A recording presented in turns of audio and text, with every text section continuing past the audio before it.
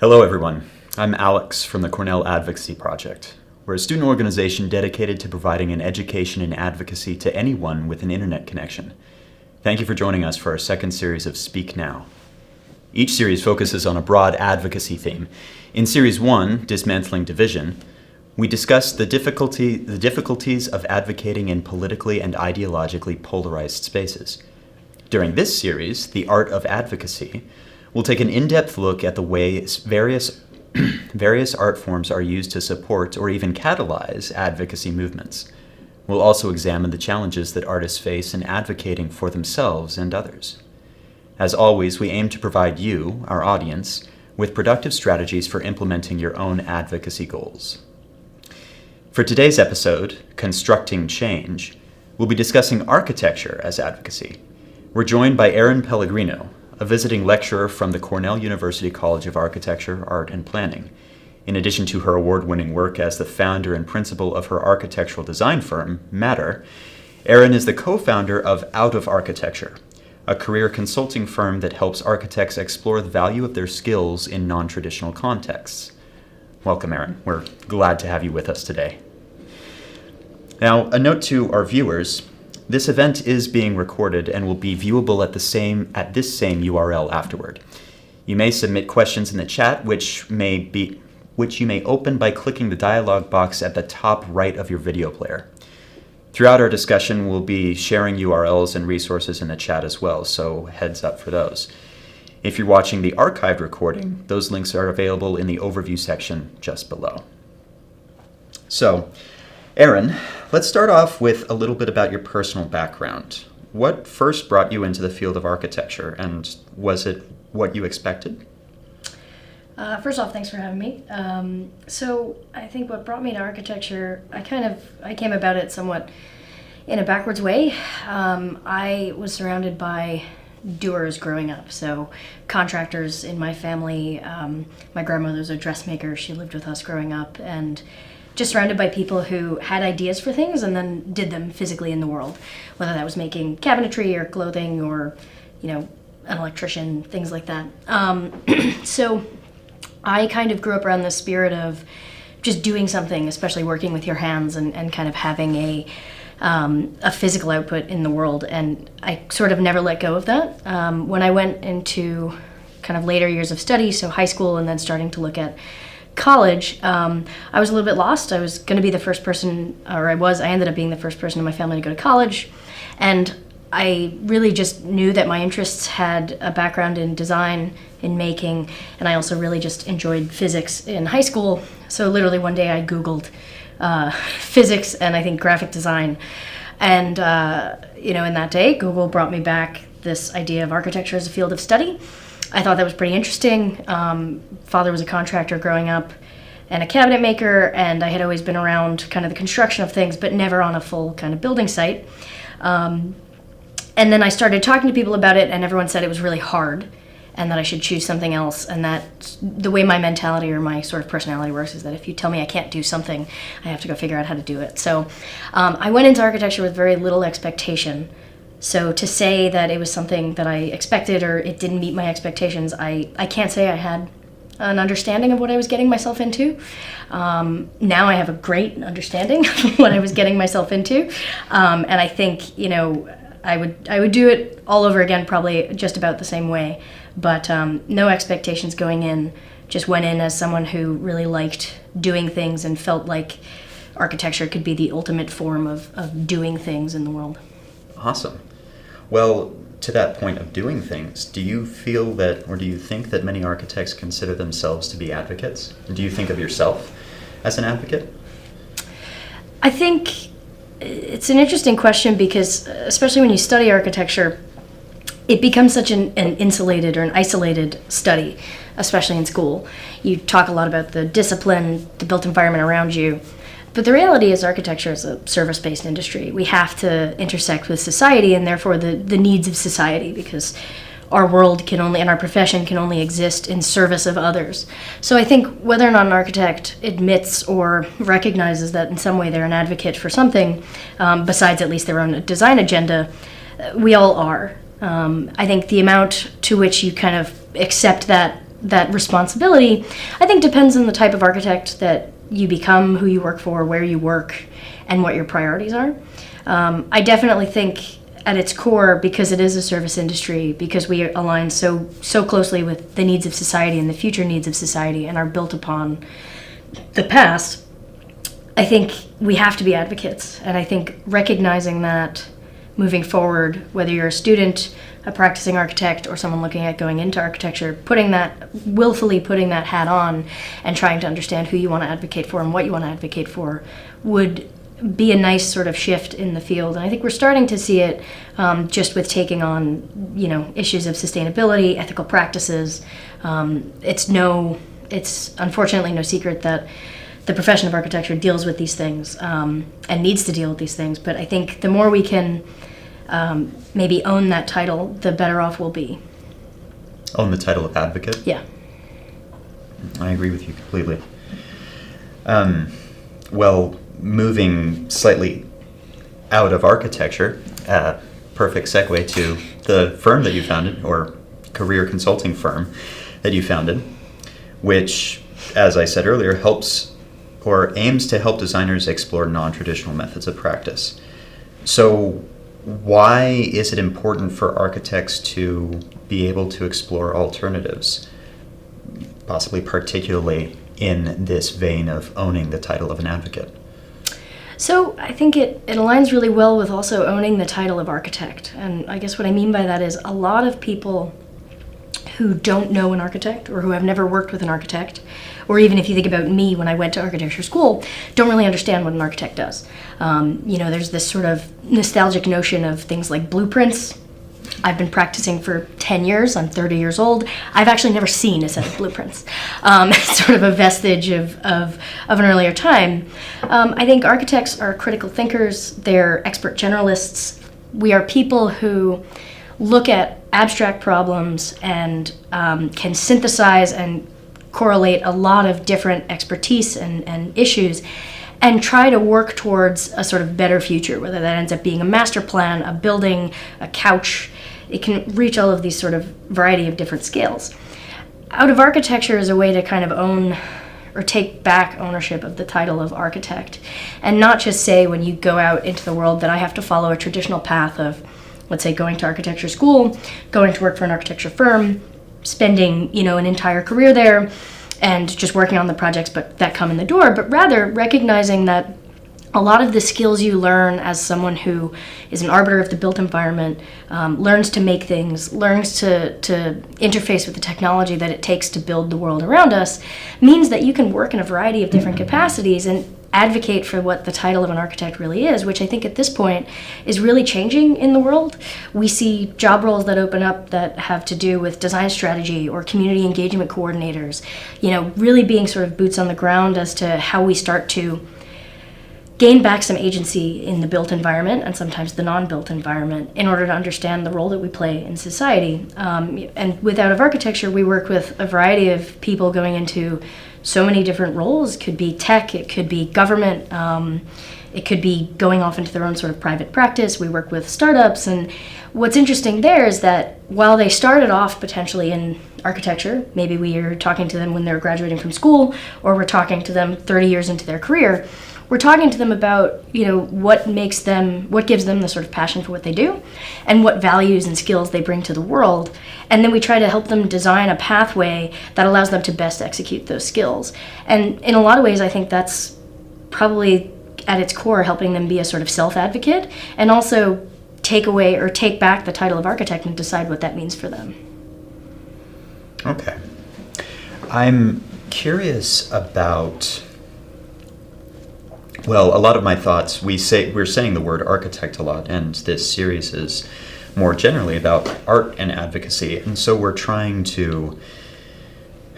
I'm trying to think about the ways that the problems that we face in the architecture world are more broadly applicable, or how we can project those.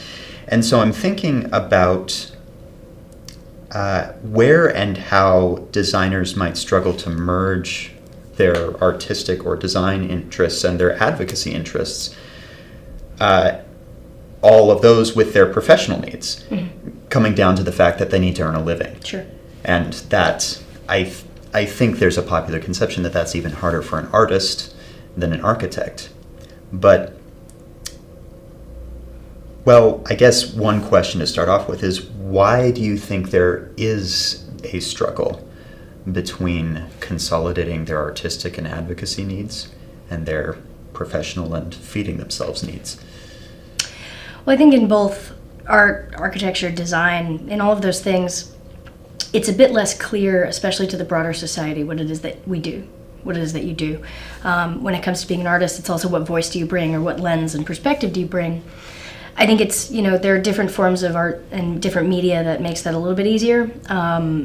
But for the most part, it's not an objective field, right? It's very subjective. You think about if you trip and fall and you hurt yourself and you need to go to a doctor, the need is quite clear and how they can help you is quite clear. You have, some sort of condition, and the hope is you can get it fixed. Sometimes, especially when it comes to things like a project in the built environment or a brief, potentially to do with an artist commission that's saying we really want to look at, a condition of society, or we want to look at a problem that our community is facing and start to address that through whatever medium it is you, let's say, have training in, so art, architecture, whatever that may be. You need to be able to advocate for your perspective and the value that you bring and why you think you can sort of affect some sort of change on that or move the needle in some direction. Kind of speaking really broadly, because we don't have a specific like project or brief that we're responding to. And a lot of that really has to do with being able to convey the value that you bring, your perspective on things, and also be a sort of a manager of stakeholders and a manager of ideas. And maybe both in art and architecture, someone is coming to you with a need, and they haven't even been able to figure out how to articulate that as a problem or as a question yet. And a lot of what you have to do is know how to ask the right questions and also really know how to listen. Someone may say, in my field, as an architect, hey, I need, I need an ADU. I need something in my backyard that's a detached bedroom. And yeah, there's a sort of immediate need for that, right? I need to put some sort of dwelling unit in my backyard. But if you start to talk to that person and you find out one of the reasons that is happening is because, let's say, a friend across town lost their home in a large community fire. And that fire happened because the fire code was not up to date, or the fire inspections in that area had not been brought up to date, and something awful happened where a lot of people lost their homes. That's not just solving one problem of this one person who needs a place for a person in their community to stay. It's a larger problem around what are we doing about, a housing crisis that's localized to this town, let's say. Now, that being said, there's a housing crisis in general in our country, and kind of around the world these days. So the questions we're asking to be solved are, hey, I have this immediate need of, let's say, a bedroom or a home or something. But they're rooted in larger and systemic issues, or often larger and systemic issues. And what happens then is if you don't ask questions or you don't want to understand where these problems are coming from or really how you can start to affect change, you start only solving problems at a sort of one-off level. And what I think is really amazing about the position that architects, artists, people who are sort of in this culture of translating the needs of another human or a society into a, let's say, a physical thing that people are going to experience, whether it be a building or a mural or, let's say, even a film, you have such a power there of communication and getting things out there for people to consume and have opinions about and learn about, that I think learning to ask questions and learning to advocate for your ability to, be a platform to allow for that to happen, I think we have to kind of take that on and own that. So kind of going back to your earlier question is, our architects, our designers, our artists, are they advocates? Regardless, you end up being one. So the amount to which you own that and the amount to which you can sort of push that, I do think we should take on more responsibility there. And I think if we can empower students to do so, then that process starts even earlier. That makes a lot of sense. And I guess a follow-up question to that is, what are the things that you think architects and artists can or should do to become better listeners? I mean, so at its base level, it's kind of practicing listening. I think this is probably true for a lot of humans. Our brains tend to shut off after we hear certain words or we don't hear what we were expecting to hear or want to hear. And I think there's been more of a movement these days to be sort of an active listener and really trying to understand what the other person is saying. Sometimes it's the patience for listening as well. I'm fortunate enough to teach, and I'm not always teaching or communicating with people that have English as a first language, or we're talking about abstract concepts that haven't necessarily been introduced to them. So this idea of really listening, making sure that when you're communicating with someone, they're understanding what you're saying, you're understanding what they're saying, and asking clarifying questions, I think is really important. Trying to think about not only a great response to whatever someone is saying, but trying to understand it in such a way that you can ask questions and really start to dive deep, I think is really important. I've found more recently, and this is something I wish I had capitalized on more when I was a student, that if you get over the fear of not understanding and just asking when you don't know something or something didn't make sense to you, just finding a polite way to ask for clarification on that or to ask a follow-up question in a way that gets people to respond is incredibly useful. It's also a really interesting negotiation tactic. I'm a big fan of podcasts and TED Talks and masterclass, and there's a masterclass that's put out by Chris Voss, who's like a lead negotiator for the government in hostage crises, and he talks about negotiating kind of everything in life, not just a lot of people are not negotiating hostage crises, but really just talking about, even if you want to negotiate with your, younger brother about what you guys are going to have for dinner, if you're babysitting him that day, everything is a negotiation. And trying to get to the root, especially when you're dealing with really difficult topics, of how someone is really feeling or what they're really thinking, they're usually not immediately going to tell you that. You have to ask you have to ask useful questions and learn how to communicate and respond to what another human being or maybe a group of human beings are saying to you, and asking questions in such a way that you can actually learn and have a dialogue about what needs to be done, as opposed to, sort of a to-do list of what needs to be done. Okay, well, this conversation about, you've given us a lot to dig into here, so I might have to drag us back to earlier points here in a moment, but when you're talking about the things that we can do and the questions that we can ask, your architecture firm, Matter, works on a variety of projects, including several with which you aim to be socially engaged. So before we get into these questions that build on your earlier points, can you give us your definition of social engagement, what that means to you? Yeah, so I'm fortunate enough to also work with my partner Charlie in the firm, who has a really kind of deep background in community engagement and dealing with that, particularly in the rural South, or at least that's where a lot of his training was. But I think for us, I'll sort of go through it in how we look at it. And for us and for me, it's really, what can we do with the training that we have that allows us to be socially engaged in our communities? So I think there's a broader definition about the ways in which architecture can be socially engaged, and that can happen at the society level, it can happen at the lobbying level, it can happen by being a part of certain groups or nonprofits, of which we are a part of to some degree. But for me, it's really, okay, I have a set of skills, I have a passion for the certain things that I do. How can I do that in a way that doesn't just benefit, let's say, me, my partner Charlie, or our business, but rather benefits our community? And for us, really, it's more of a mission and a sort of driving mandate than it is, let's say, a playbook or a to-do list. We try to find projects or problems that we feel we can actually do something about, and then try to find the people who we need to have those conversations with in order to, one, check to see if it's something we could or should do. I think, especially when it comes to art and architecture, you can have an opinion or a perspective on something, but it may not be correct. I was a part of a project in my undergraduate that went to South Africa to build a school, and one of the things I learned was that you can't just land somewhere and decide you're going to do something and assume it's going to be good for the community. So what we try to do really is look for opportunities where we can use the skills that we have, go through a series of sort of problem-solving exercises and dialogues to understand if our hunch is correct, if there is a way that we can affect some change, and then do everything we possibly can to make, in this case, or in a few cases, a project come to life.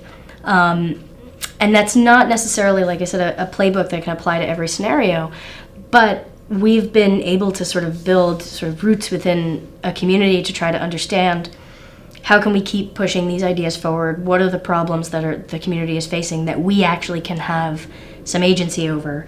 And for the things that we can't, let's try to talk to the right people and bring them to the table to have that discussion. So for me, that's not letting a project kind of come through the door. It means you have to go out and be looking at sort of the problems around you in your community and figure out a way that you can be engaged. So for me, social engagement is really making sure that you're looking and you're actively listening, right? But also actively seeking opportunities where you can bring whatever sort of values and talents you have to a place to affect some change. So that's our understanding, or at least my representation of our understanding of what it means to be socially engaged. Mm-hmm. That makes a lot of sense. And a lot of what I'm hearing or some ways that I'm projecting forward, what you're saying comes back to the earlier points about out of architecture and understanding the value that a person has to contribute. Right. So it requires,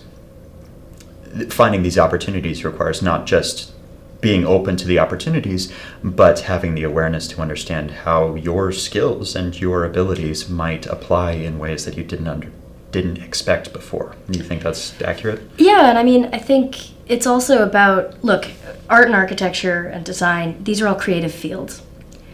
There is no traditional way to be an artist, at least not these days, and there's really no traditional way to be an architect these days.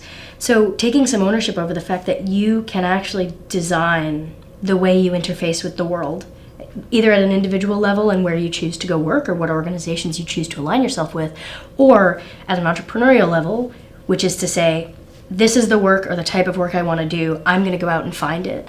Rather than being, I think if I were to hold a mirror up to the architectural profession, especially over the last, 50 years or so, really just waiting for projects to come to you.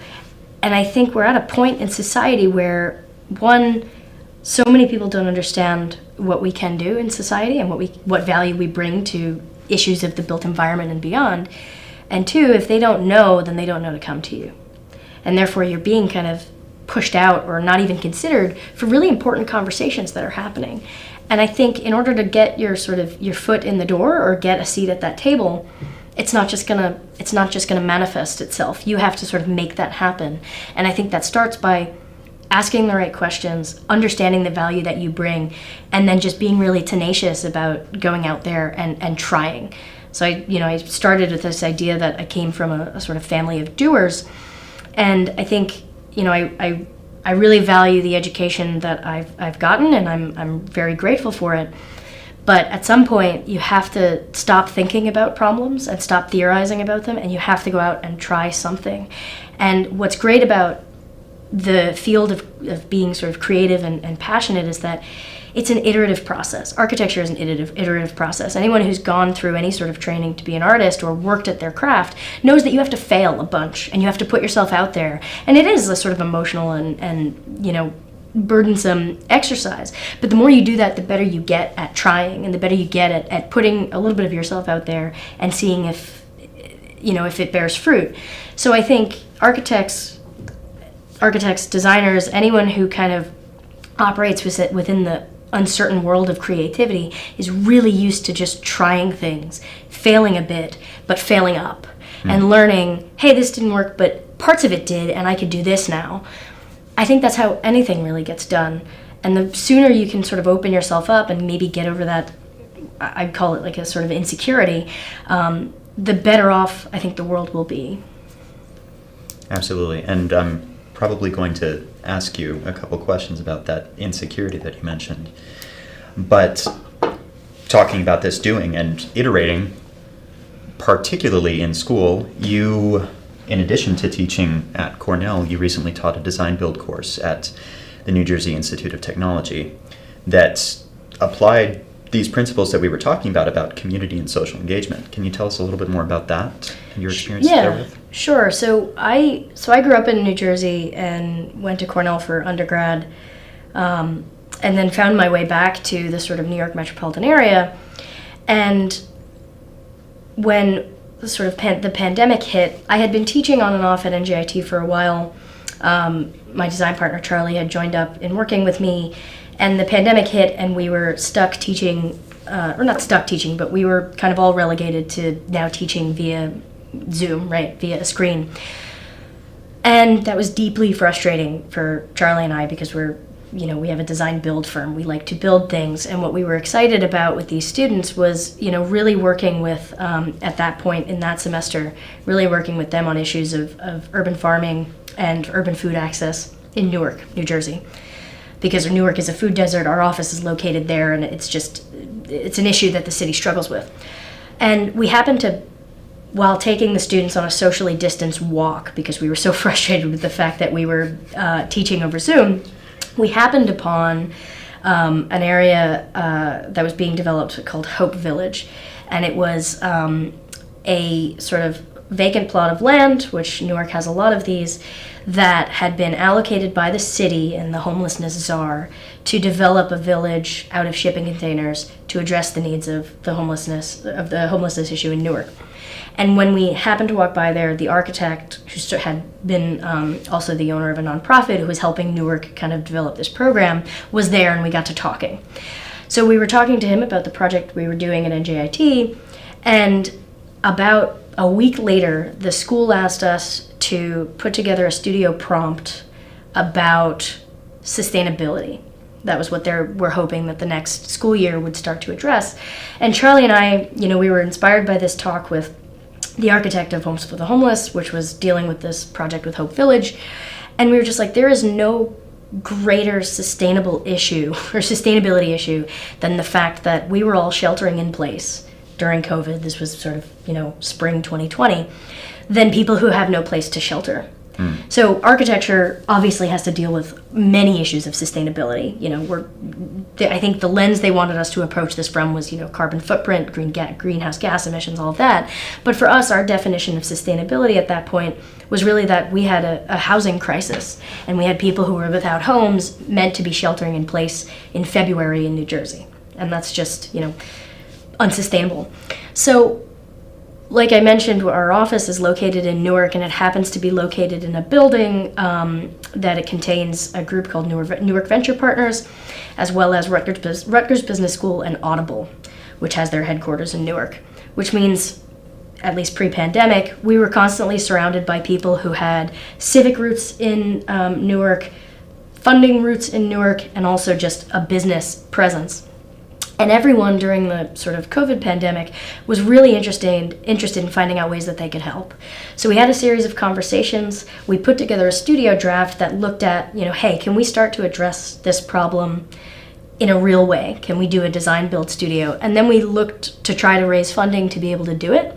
Luckily, we were able to raise some funding. We were able to raise about $10,000.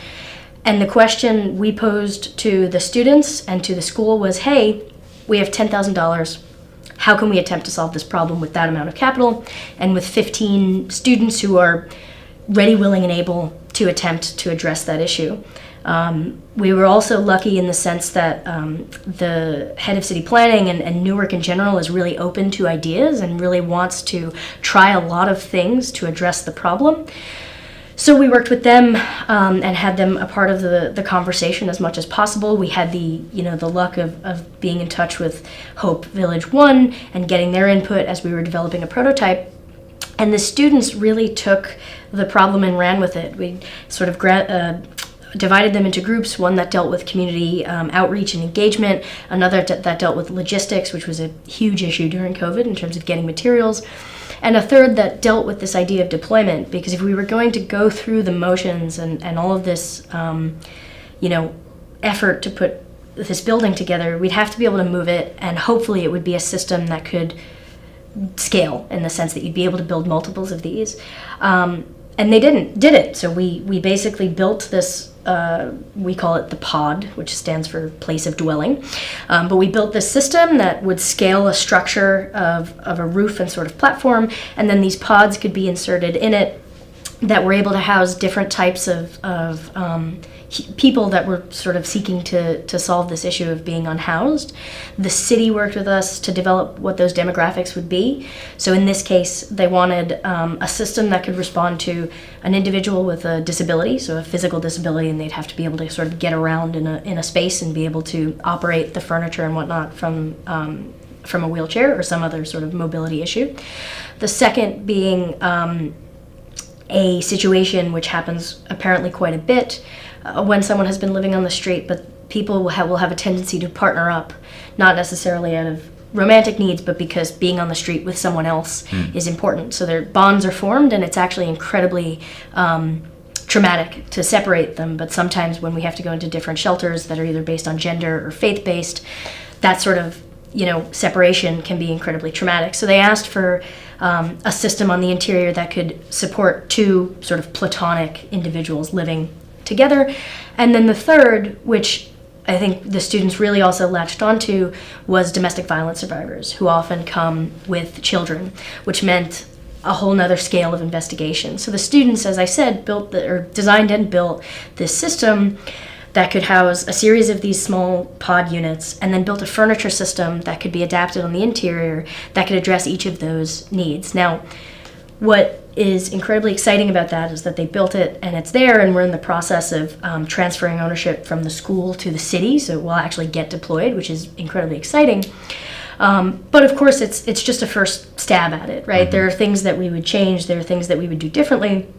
But because we have the thing, now a lot more people are interested in other ways that can happen, or other ways that architects or design students or even artists, in this case, because we've been talking about different ways that we could get the community to embrace maybe doing more of these or having more prototypical villages like this in Newark, and how to get the community involved in that. Because the thing exists, people are now really excited about it. They can walk by it, they can drive by it, and they can see it, and we can get feedback because we know it's not perfect. Mm-hmm. And I think what the students and what Charlie and I are most excited about is that when it does go out to the world, we're hoping it will be used by someone who's, experiencing homelessness, and that we can understand how we can make it better. And I think that goes back to this idea of sort of iterating and trying something and failing. We don't want to necessarily be wasteful.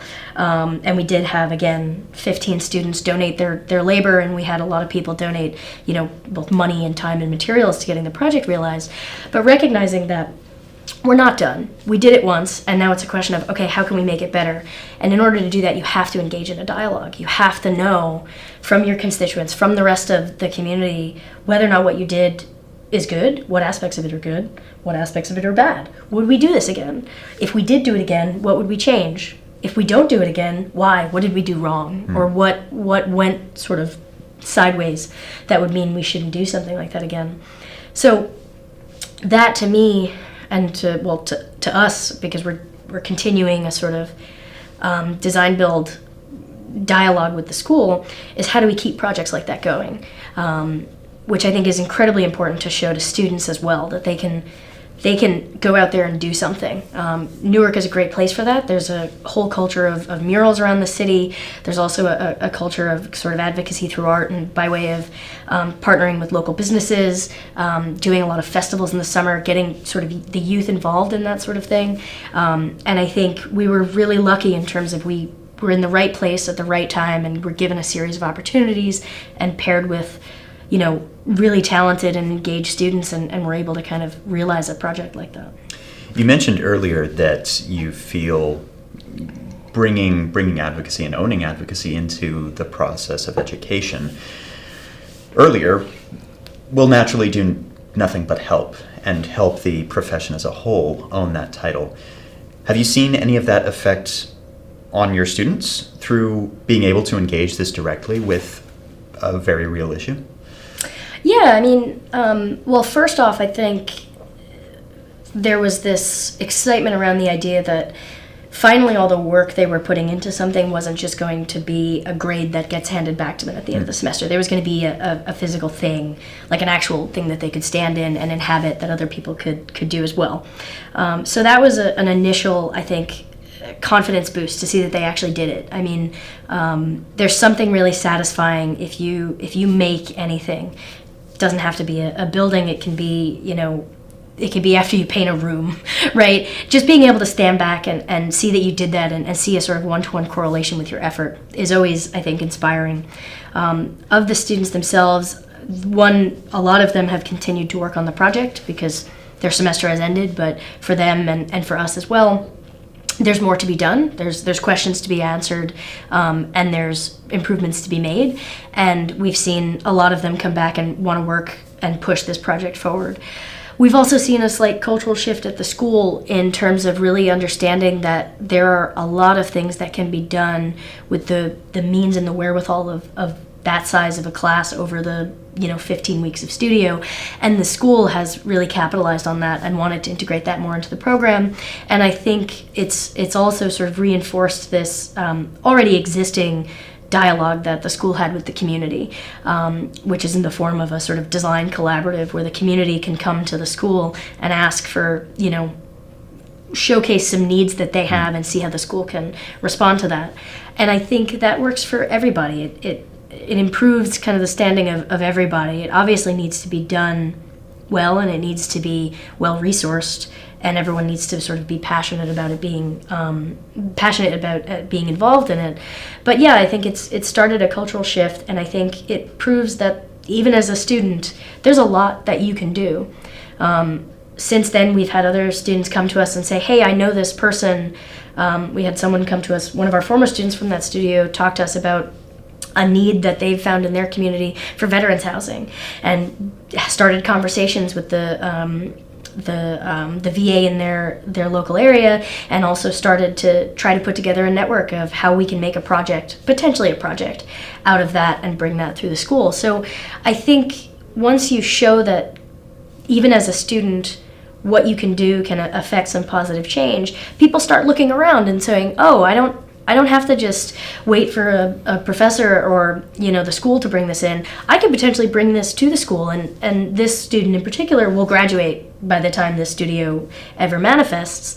But in his mind, for him, I think bringing that as a potential, and knowing that we did one good thing, can we try to do another one and learn from that? That to me is the most successful aspect of that. That students are saying, wow, I took a look around and there's a lot I think we can do. And I actually know a couple people that we can have a series of conversations and see where it goes. It does mean you have a lot of conversations that sometimes go nowhere. But I do think that those are still often really useful in and of themselves. There's an iteration process in those conversations as well. Absolutely. It sounds like...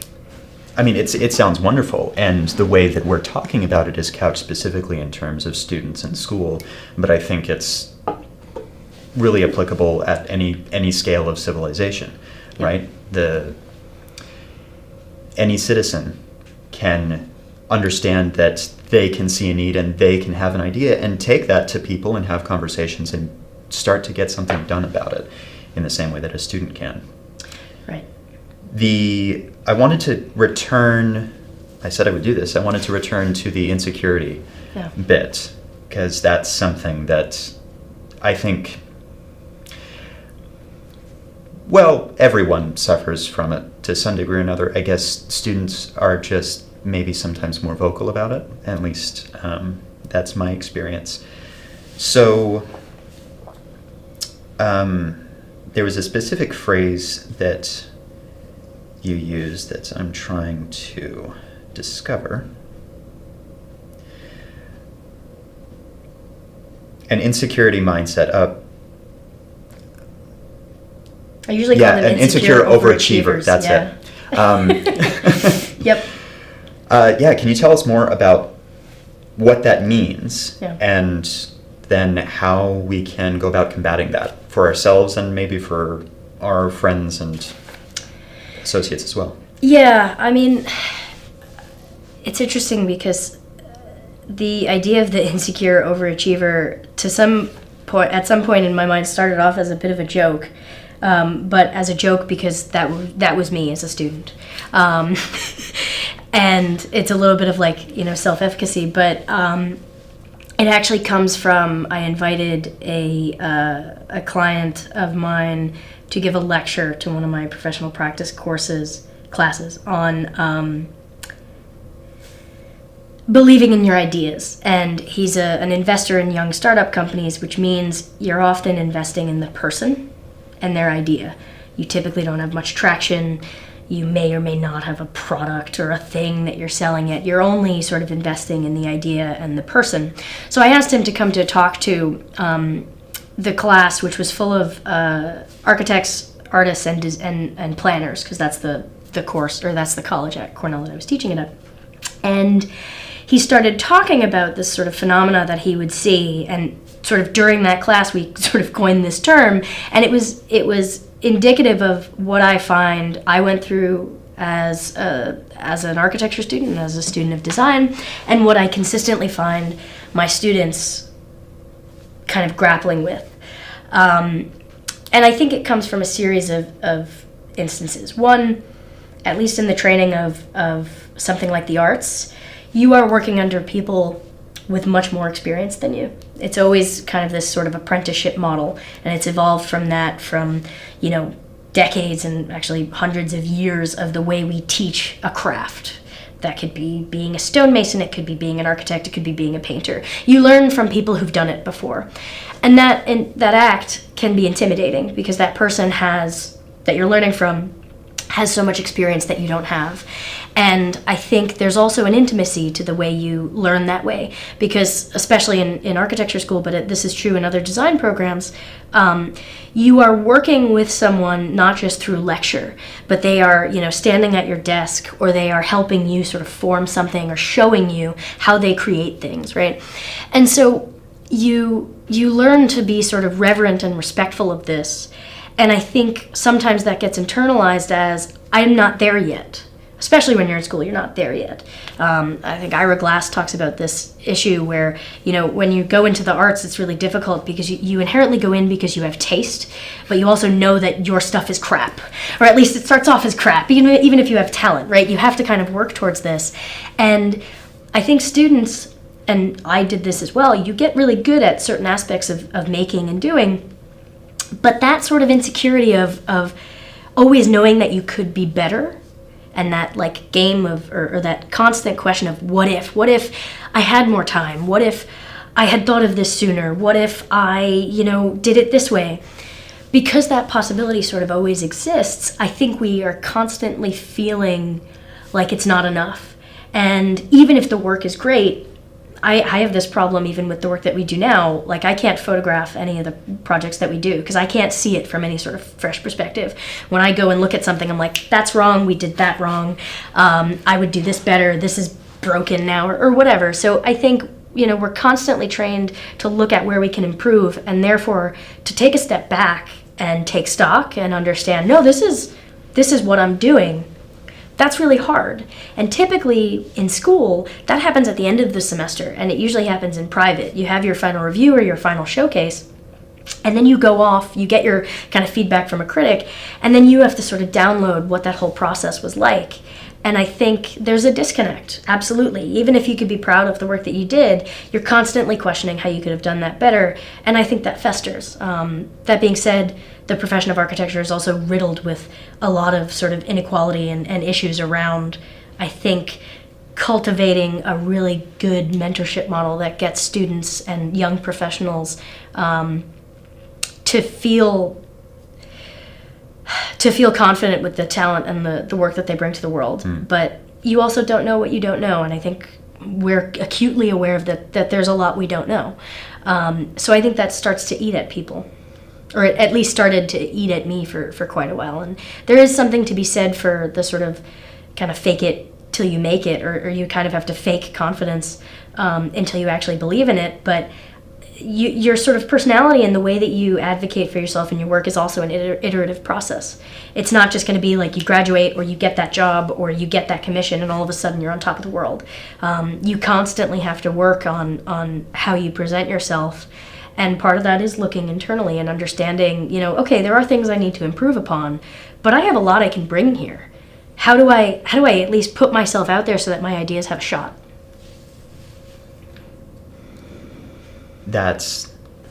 I know a lot of people, including a younger myself, that would have really liked to hear that, really needed to hear that. I'd like to shift gears a little bit and address some of the questions that we're getting from the audience, because we're actually getting quite a few and they're kind of interesting. So one of the first ones is, can the artist collaborative business model be applied to architecture and or multidisciplinary professional organizations?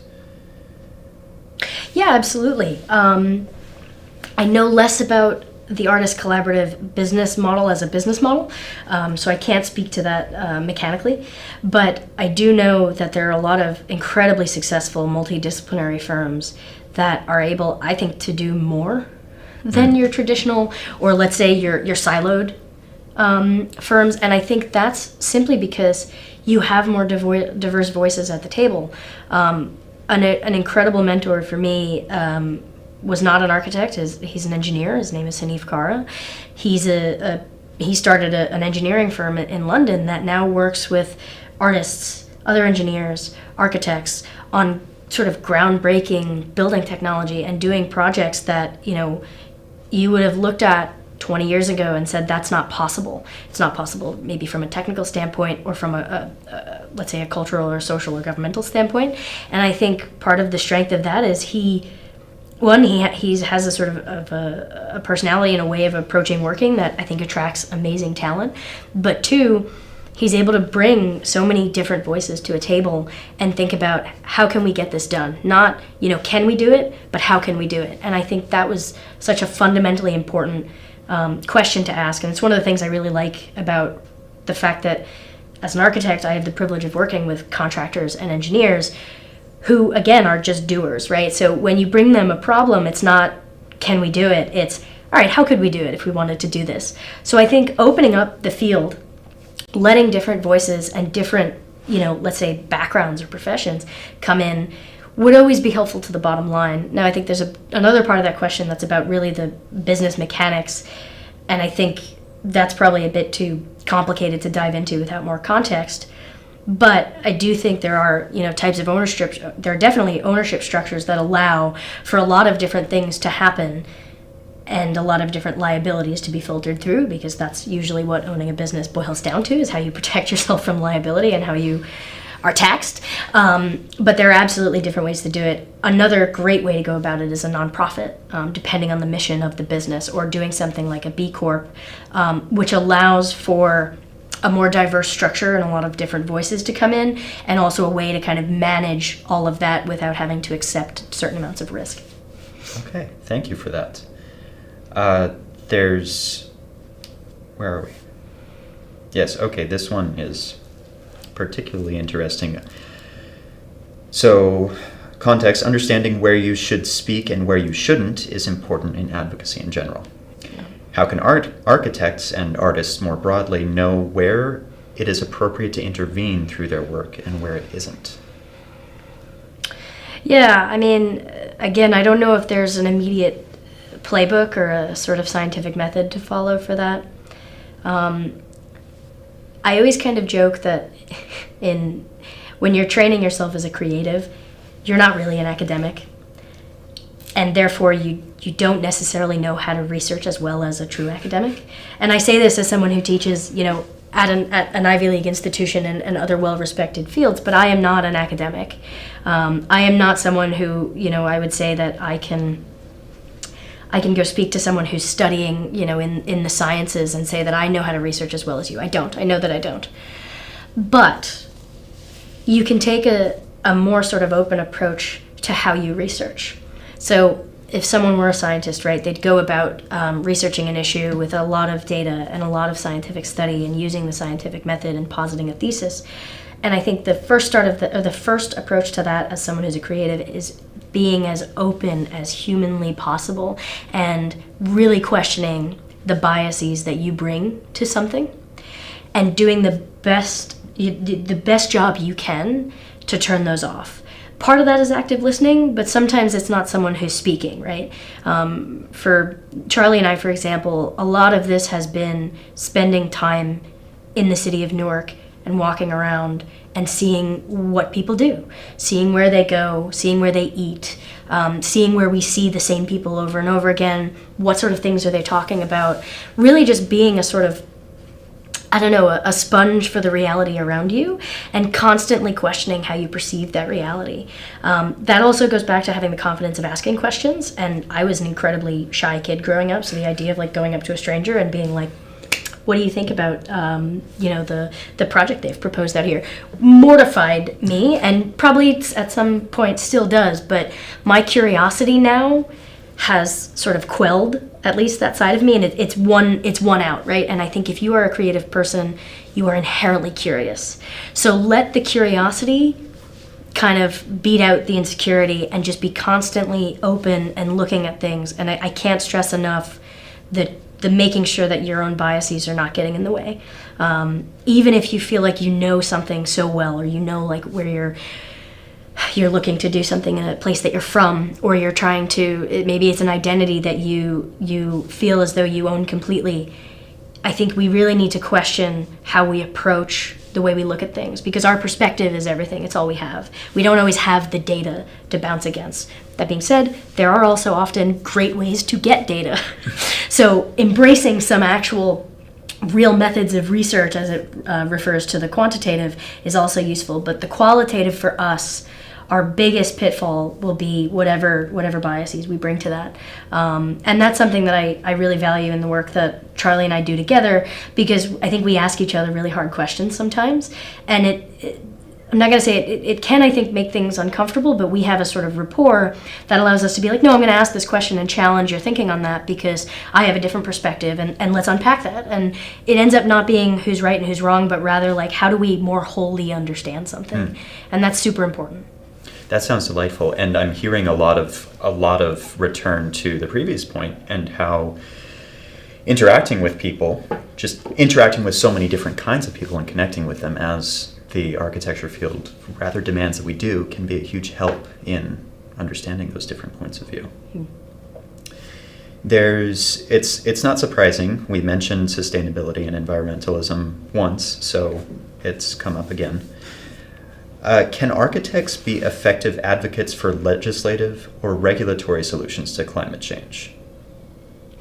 Yeah, absolutely. That ends up being something that is very hard to do alone unless you are, Norman Foster, right? Someone who owns a massive firm that does a lot of work in this endeavor and can maybe take on huge projects that can make a statement, right? Mm-hmm. But it takes a long time to get to that point in your career, and that's not necessarily actionable advice. So I think the way you do that is you do the best you can to get involved and be informed, and push either at a localized level for certain things to be addressed, whether that be an issue within your community or where you happen to be doing a project, but also getting involved in different professional organizations and pushing them to be better. I'm highly critical of the AIA, but at its core, it's a lobbying group, and it's supposed to lobby for legislation that we believe in as architects.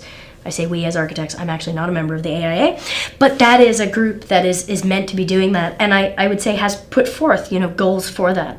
But I think it really starts at least at the individual level, because that's where I try to figure out where I can do things. I get very paralyzed when it comes to big ideas of big problems that I don't know how to address.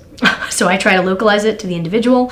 And what I know I can do is educate myself. I can, go through a process of LEED, which is a sort of energy accreditation sister certification system, and I can decide if I think that's useful to the work that I do or not. Same thing with something like Passive House, which is another accreditation or certification system. And I think the more we can get educated on what we can do, the more better we can affect that change. But at a lobbying level or at a legislative level, you have to be willing to get involved, probably with something much bigger than you, and dedicate a lot of your energy to that. And there are absolutely people who do. Another sort of hero, and this is not necessarily to do with sustainability, but it has to do with value and value of the worker, is Peggy Deemer, who works, incredibly closely with the architecture lobby and does a lot of writing on, advocating for the value of architects. So I think you'd have to be willing to get involved with different organizations and embed yourself in such a way that you can get to a point where you can, direct some of that change. But again, you still have to be listening and curious and educated enough so that you're making sort of the right suggestions or demanding the right change. Absolutely. I'm not sure if we have. I think we can go do one more question. I think this will be brief enough. Which would you say has been your most challenging project, and is there something you could have done differently to make it less challenging? Good question. Well, so I get bored really easily, and I've found that if I take on a really easy project, I end up not wanting to finish it because I end up getting bored. So challenging is, I guess there's a couple ways to attack that question. The most technically challenging project I had to work on, I think, was one of my first ones actually started during grad school, which was Alpine Shelter Skuta, which I worked with Hanif on. He was the structural engineer for that project, and we had to put a building on a mountain, which has all these issues of complexity. We had to design it in such a way that it could be lifted by a helicopter, and surprisingly, when you have to do that, gravity is not your most important force. So most of the time we're dealing with buildings that go on the ground, and gravity, meaning getting things to stand up, is the hardest thing we have to work against. In this case, it was actually being picked up, so the inverse of that. So those technical challenges were super interesting. There was a side to that technical challenge that felt incredibly real, which was the fact that we had a meeting, and I was a student again at the time, but we had a meeting with the helicopter pilots who had to pick this thing up. And they showed up in full, Top Gun jumpsuit. They took the helicopter to the meeting. But at some point during this, they're talking about, all right, we have to get the right weather conditions to lift this thing up, because if not, the helicopter will crash. And it became incredibly real to me that the project we were doing and what we wanted to do, which was put this building on a mountain, it was a shelter for people who were mountain climbing, could kill somebody. And the reality is, when you build a building, you could always kill somebody, whether it's an occupant or someone falls off a scaffolding or, partial collapse because the sequencing hasn't been done right. But for some reason, it was never sort of, even coming from a family of tradesmen, that never really hit me until we were in this meeting and the helicopter pilot was like, well, if we do it this way and we do it wrong, we'll die. So that really brought home this idea that what we do is incredibly important, and even though we're trying to do something slightly differently, we always have to remember that things could always go catastrophically wrong. Now, that being said, that project was incredibly successful, but there were a lot of sleepless nights of trying to figure out how things worked. There was also language barriers. The project was in Slovenia, and time issues in terms of coordinating with people, but everyone was incredibly passionate about the project. And we were surrounded by people with a lot more experience, which was incredibly helpful because I was still a grad student and I didn't know anything. Or I knew very little about how to actually execute this project. The next most complex or complicated and difficult project was a design build project I did as a second year, and it was 60 architecture students, and that was the one where we went to South Africa to build the school. That was riddled with a lot of personal insecurity, a lot of personal insecurities of other group members, a lot of miscommunication. All of the problems of that project were interpersonal. My co-founder Out of Architecture and I had a lot of issues in South Africa when we were realizing that project, and we ended up having to get to a point where, whether it be our personality or the way we approached the project, we were just hitting so much resistance that we both just walked away.